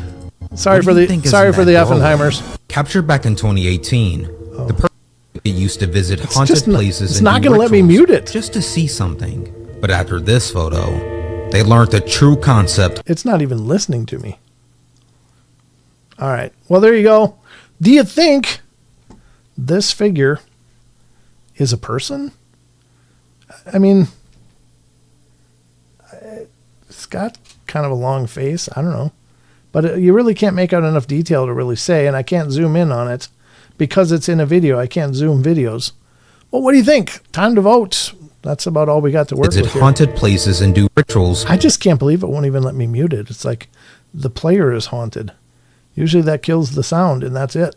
But it's going to keep talking every time I play it. So, Bigfoot, says John Timmer. So give me a vote. What do you guys see? 0.5, hard to tell, Eric says. Elaine's not buying this one at all. I don't do wine either. Okay. 0 from BJ Lapierre, 0 from Jeremy. Gotcha. Aggravated progressive, 0.6, a little more than half. Blue Cruise, nope. 0.5, shadow person, Jose says. The unknown, 0. Josie, 0. Bonnie is also a 0. Shane Gord, nope, not buying this. And looks like they're sitting on a bed with a fan nearby, just chilling. Yeah, it's like a doorway conversation, right? T-Bone gives it a 0.5. Wizard Moon, 0.5. Owl, 0.5. Phil Funk's not into this one. 0, just a real person. Kind of looks that way to me, too. It's very substantial. It's a terrible camera, but it seems substantial. Gadster is giving it a 0. I like that F around chart. I give it a 0.5. Henry says, fair enough. What do we got on the Rumble? We got 0 from Barbara Mora. See a tennis shoe. Oh, do you? I don't see that for sure. I'm not sure what I see on the bottom there. Maybe it's a tennis shoe. Maybe it's a UGG. I don't know. Maybe it's just the floor. Almost looks like she got the backward knee there, like a dog man. I mean, just saying, it's kind of creepy. But I'm sure it's just a bent knee. Just a bent knee. But anyway, yeah, what do we got else? 0.25 from Dog Digger. See a tennis shoe at the 0.25 at the most. 0 looks just like a person. Yeah. I mean, there isn't enough to work with. We don't have before and after shots of this person leaning up in bed and somehow capturing an over-the-shoulder picture like that. I don't get it because this is her hair. And I don't know what the hell we're looking at here for sure, but it doesn't even have a blanket on the bed. It must be pretty roasty in there. But that's what came to visit, or who came to visit. Could be a roommate, could be something else. Don't know. There it is. Owl gives it a 0.5. Be very, say I missed the video, so I can't say yay or nay. There really isn't a video. It's just mostly a narration of this picture. But that's what we got to work with so far. And I don't know. I mean, it's very ambiguous. It's hard to draw any conclusions. So I'm with you guys. Could be something, but most likely it's just a picture of her talking to her roommate at night. So believe what you want, though. Could be real. Sure. Is it? I don't know. We don't have enough to go on. Let's go to the next one because there's more. This one, after I close the chats that managed to open, this is a triangle UFO formation spotted during thunderstorm over DOHA. What's Doha? Not sure, but this comes from latest UFO sightings on Facebook. Latest UFO sightings. Let's check this one out. It doesn't have sound, so we're just going to play the video with no sound because there is no sound. But here we go. This is the scene we're met with. Supposed to be a UFO during a thunderstorm. Let's take a look. Boom, boom, boom. Oh. Well, it does kind of fade into the clouds there, doesn't it? Could be legit. Doesn't seem to matter how they're moving the camera, so it's not some kind of lens flare from somewhere else. It does seem to be holding steady on that spot, drifting into the cloud. I mean, it could be legit, absolutely. But what do you guys think? Time to vote. Is this a UFO? Is it possible UFOs charge up during thunderstorms? Capture some of that lightning, instant energy? I don't know. Let's see what you guys say. Time to vote. Let's see it. T-Bone's giving it nope. Not buying it. It is, it's 3 dots, so it's not real easy to make any serious claims about it. as that lightning flashes, it does have a weird kind of motion to it, though, at the very beginning there. I got to give you that. What do we got? So, T-Bone's nope. I used to get drunk off of Duck Dynasty. All right. Eric Fry's giving it halfway there. Chucky's all in. Rachel gets it right, 0.5.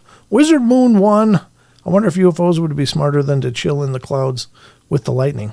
I don't think they got to worry about it. They're just so far advanced they can probably just hang an extension cord out the window and get a full charge.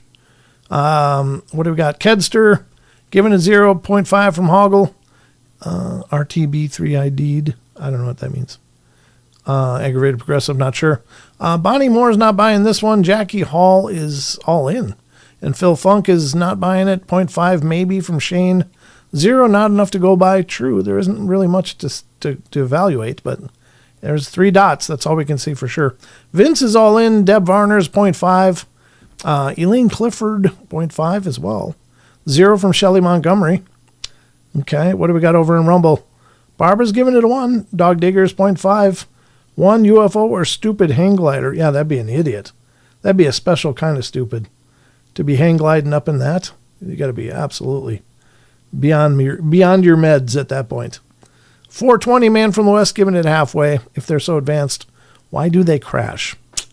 That's been my question for years. Like, these may be 1,000, 100 million years advanced to us, but they still manage to dirt ride those saucers and craft sometimes, and it makes you wonder, at what point are you advanced enough that you don't do that? Now, I've heard some pretty curious theories about why that might happen, honestly, with UFOs, and I'll just spitball it right now. I think it was Jack who said it, my guest. Can't remember his last name now. God, why am I just so bad with names? One of my guests said he thinks it might be due to atomic testing that happened in the earlier parts of during World War II, when they're doing a lot of atomic testing, developing the bomb, and they used to fire them off all over the place, underground, altitude, all over the place. But what he figures is perhaps these saucers, these craft, utilize a lot of geomagnetic lines or a pattern in order to navigate. But wherever these nuclear testings were done, it kind of blew apart the normal patterning, and maybe that's why they crashed, because like Roswell, used to be some testing around Roswell, and maybe that's what led to it eventually crashing in Roswell and maybe other places. So it's an interesting theory. I think it was a very possible scenario. I can't argue against it, but interesting stuff. But at any rate, just some ideas. I've heard the crashes being staged. Well, there is that. Some people claim they're being shot down by some EM weapon that we have. I don't know if that's true or not. Can't fix stupidity. Oh my. Yeah, I don't know. You generally can't. What the double hockey sticks is going on in there? I don't know. That's all that this one can show us. I think we got all the votes. You guys are at least, not a lot of you buying it full out, but maybe it is something. It's just, could it be? What I don't like is right at the beginning. If you watch the 3 dots closely, as soon as you can see them, and then they start to zoom in, they do seem to kind of like zigzag as he's zooming in with the camera a little bit. And that's what's kind of made me a little more curious. And it might just be the fact that he's zooming in and he's having to adjust the camera, it's adjusting to, reestablish the settings as it zooms in, but it like kind of wiggles and drops out and shifts as he's zooming in right there. And that's what maybe makes it more hoaxy, but it's hard to say. All right, there's that one. We got more. Let's get to the more, because I still got 1, 2, 3, 4, 5, 6 left. 6 of them left, folks. This one is top scariest ghost caught on camera. We're not really seeing much, but this is coming from That Haunted Show. And I'm not sure what this show is, but it sounds like a great channel.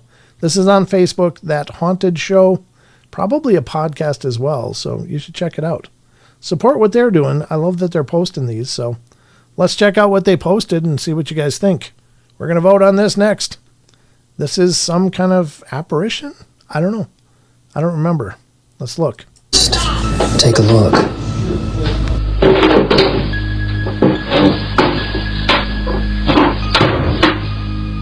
Oh, it's like a... This video apparently shows a toddler interacting with a poltergeist. Shows a toddler apparently interacting with a poltergeist, which is a huge claim. I'm going to see if I can make that any bigger. God, that is so small. I guess that's about as big as I can get it.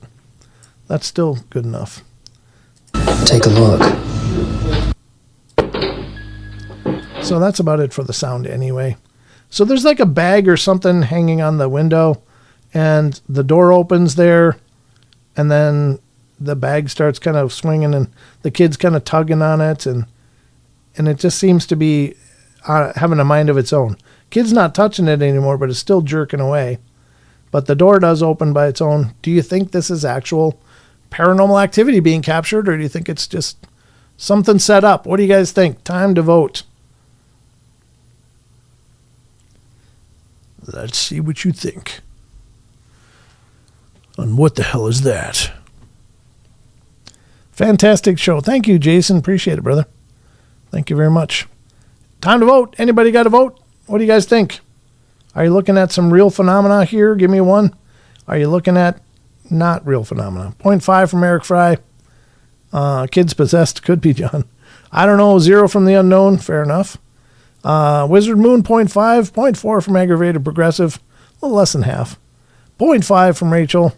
Dog Digger is giving it a 0.5 over on Rumble, as is Barbara Mora giving it a 1. And Elaine's giving it a 0.5, so a lot of halfways. Deb Varner, nope, she's not buying this. Not buying this one. Oh, I can see a stick pushing at whatever that thing is. Well, it's a strap, actually, is what I think you're seeing. There's a strap that's kind of connecting it up above, so it's kind of hanging from that. And that's what's, allegedly, that's what we're looking at. I don't know. It's small for me on my screen. I can't make it big enough to really zoom into it, but all we can see is what we can see. But the door does open. Again, you be the judge. I'm not telling you should believe this, but the parents set it up. Could be T-Bone. I see something behind it like a line. Yeah, maybe you're right. There is like a so it's like a bag or a toy with a long string on it that's hanging from up above, and that is connected. That is supposed to be there allegedly. Nothing from 420, Man from the West. Blue Cruise giving it a 0. What do we got? 0.1 from Jose. 420 says pile of BS. Yeah, could be. Could very well be. Can't see well. Yeah, I know, Justin. It's tough. 0.5 on this one from Justin. And again, it's hard to be real sure of what we're looking at. It's hard for me. Again, I've got it on a big monitor here, and it's still small. They cropped the hell out of it. But they could have zoomed in and really captured more of the meat and taters without all of the walls and extra stuff from the landscape framing. They could have put it in a portrait, zoomed it in, so we could see more of what we're looking at, but this is what we got. So, and again, you're not going to be held to any standard for this. If you think it's real, okay, you could be right. Think it's fake, you could be right. No right answers, no wrong answers. All right, that one's that one. I don't know. It's interesting. It's all interesting. Could be something, but maybe not. So this one is still pouring the soul of a doctor in this hospital. This is from Munra, Munrra Vlogs 2.0. I don't know what Munra is, or 2.0 or whatever, but here is apparently, it looks like a child's incubator, an old one from maybe the 70s or 80s, but let's take a look at this video. Here we go. I don't know who made the video, if this is their video or if it's just being promoted on this channel. I don't know. But check out Munra Vlogs 2.0. Here we go. Let's take a look. No mames, vengan morros. Vengan. Aquí, güey. No mames, güey. Fercho, a ver, métete tú por allá, güey. ¿Por acá? Sí. ¿Qué, güey? Bestia, güey.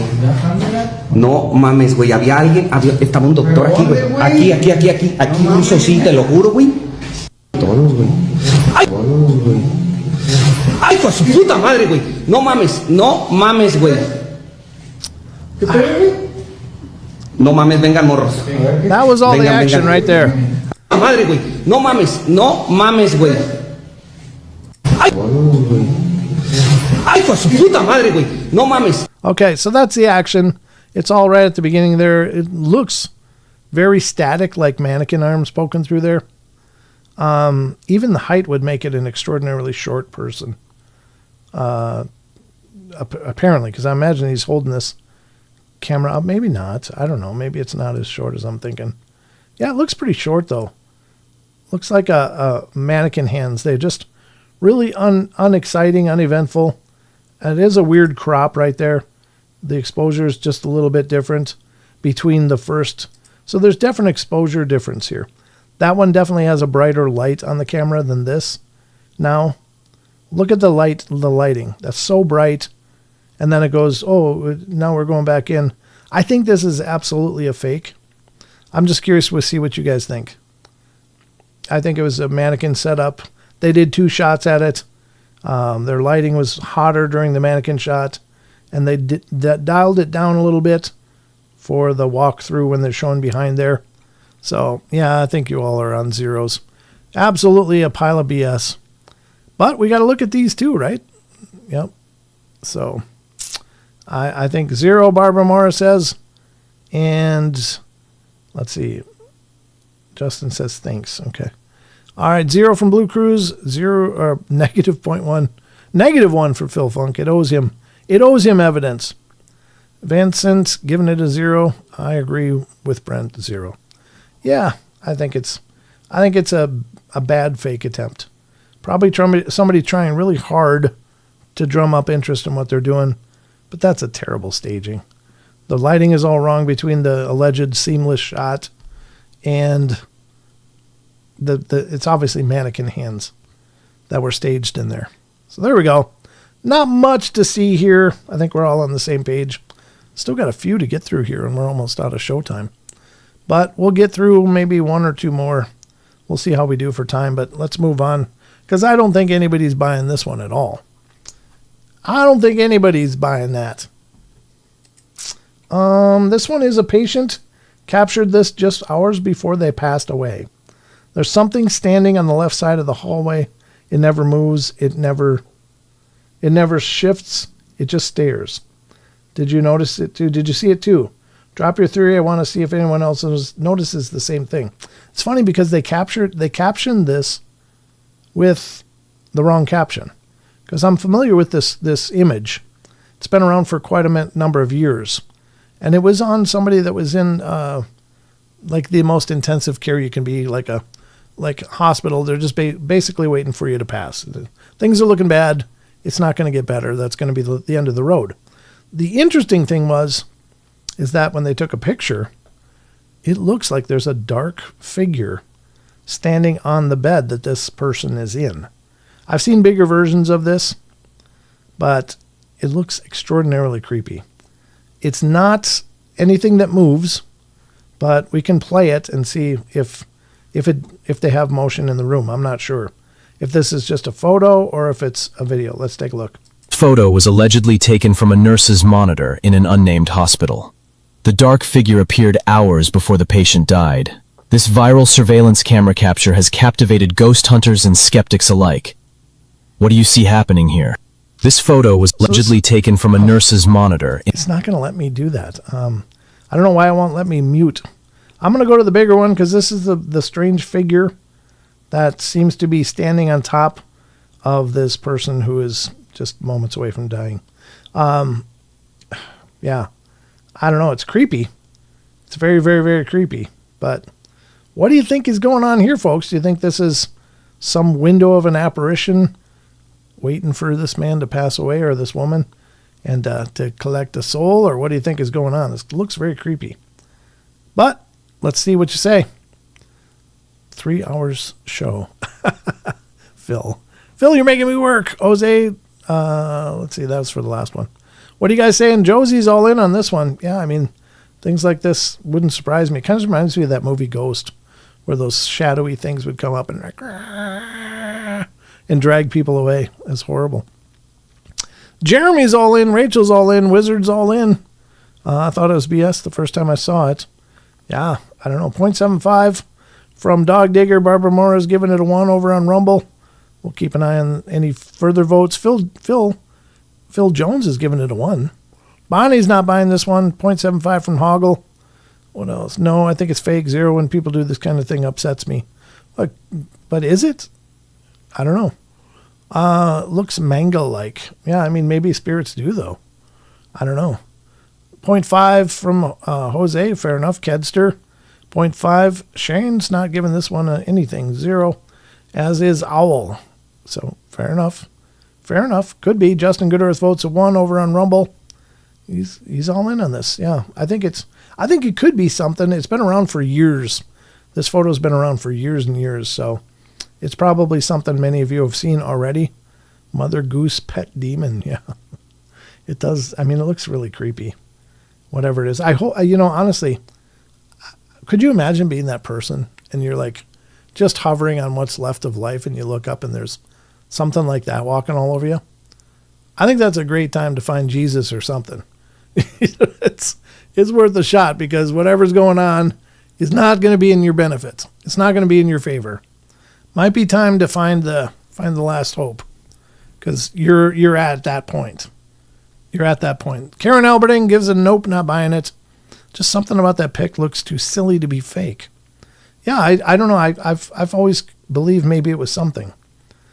I don't pretend to know what I'm looking at, but it looks kind of like an impish demonic thing. I mean, it looks like that. Is that what it is? I don't know. I really pray my death time will be beautiful, not terrifying. Amen. Yeah, me too. Me too.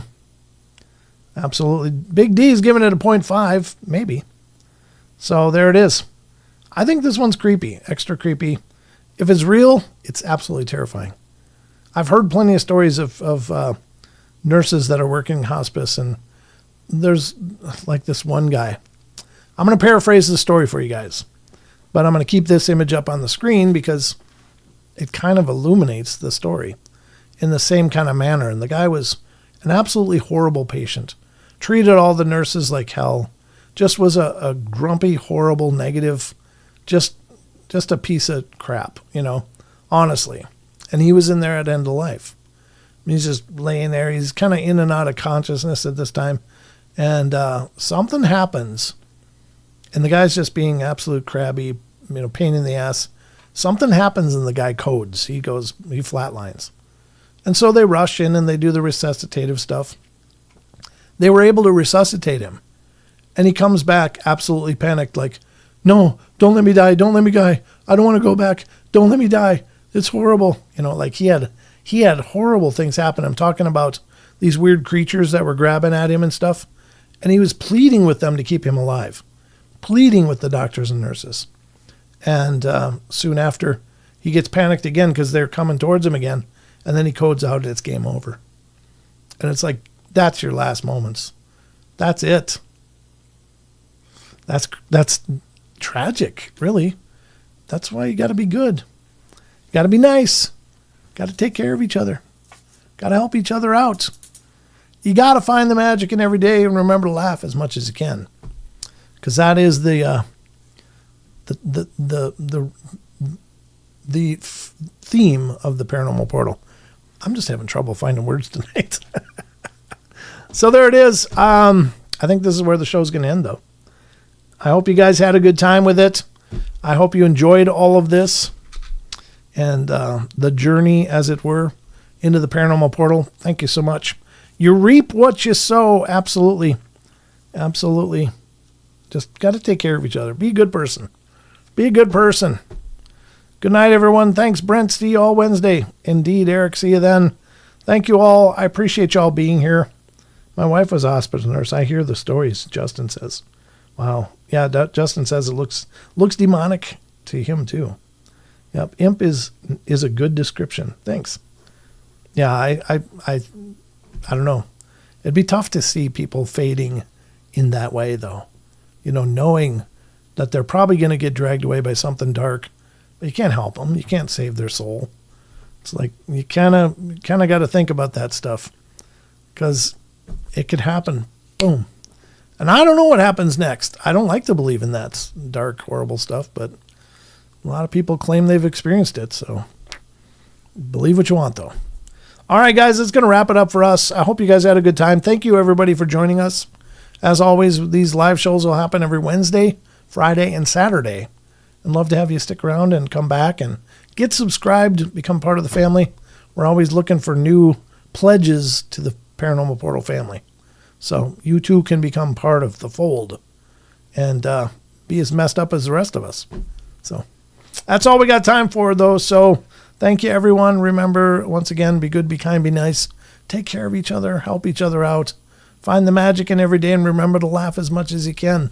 I'll be back on Wednesday. Watch for the new podcast also on Wednesday. Thank you, Jeremy. Appreciate it, brother. Closing it out with some cash. God bless you. So that's what we got time for tonight. We'll be back Wednesday, and we'll start all over again. Good night, everybody.